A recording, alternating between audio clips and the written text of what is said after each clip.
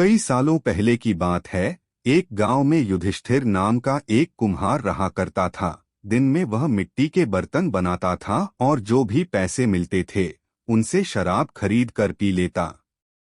एक रात वह शराब के नशे में अपने घर लौट रहा था। वह इतना नशे में था कि ठीक से चल भी नहीं पा रहा था। अचानक उसका पैर लड़खड़ाया और वह जमीन पर गिर पड़ा।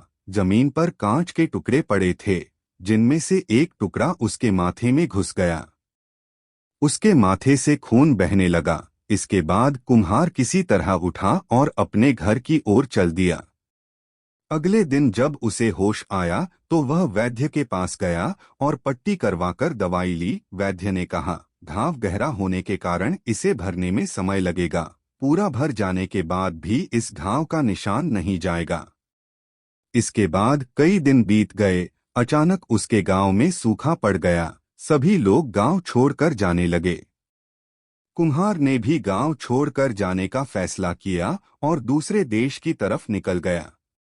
नए देश में जाकर वह राजा के दरबार में नौकरी मांगने गया। वहां राजा ने उसके माथे पर चोट का निशान देखा और सोचा, यह जरूर कोई पराक्रमी योद्धा होगा और दुश्मन से लड़ते समय इसके माथे पर चोट लगी होगी। यह सोचकर राजा ने उसे अपने दरबार में एक खास जगह दे दी और उस पर विशेष ध्यान देने लगे। यह देखकर राजा के दरबार में मौजूद राजकुमार, सेनापति और अन्य मंत्री उससे जलने लगे।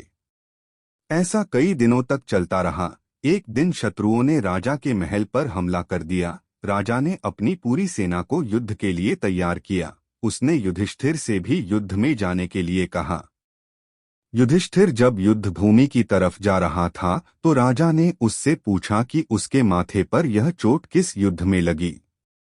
इस पर कुम्हार ने सोचा कि अब वह राजा का भरोसा जीत चुका है और अब अगर वह राजा को सच बता देगा तो कोई समस्या नहीं होगी। यह सोचकर उसने राजा ने कहा, राजन, मैं कोई योद्धा नहीं हूँ, मैं तो एक साधारण सा कुम्हार हूँ। यह चोट मुझे किसी युद्ध में नहीं बल्कि शराब पीकर गिरने के कारण लगी थी। कुम्हार की यह बात सुनकर राजा को बहुत गुस्सा आया। उसने कहा, तुमने मेरा विश्वास तोड़ा है और मुझे छल कर दरबार में इतना ऊंचा पद पाया है।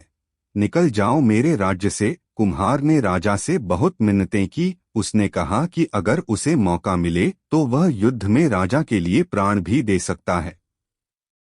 राजा ने कहा, तुम चाहे जितने भी वीर और पराक्रमी हो, लेकिन तुम शूरवीरों के कुल से नहीं हो। तुम्हारी हालत शेरों के बीच रहने वाले उस गीदड़ की तरह है जो हाथी से लड़ने की जगह उससे दूर भागने की बात करता है। मैं तुम्हें जाने दे रहा हूँ, लेकिन अगर राजकुमारों को तुम्हारा राज पता चल गया तो वो तुम्हें मार डालेंगे। इसलिए कहता हूँ कि अपनी जान बचाओ और भाग जाओ। कुम्हार ने राजा की बात मानी और तुरंत उस राज्य को छोड़कर चला गया। कहानी से सीख। इस कहानी से यह सीख मिलती है कि इंसान की असलियत ज्यादा दिन तक छुपी नहीं सकती। एक न एक दिन राज खुल ही जाता है।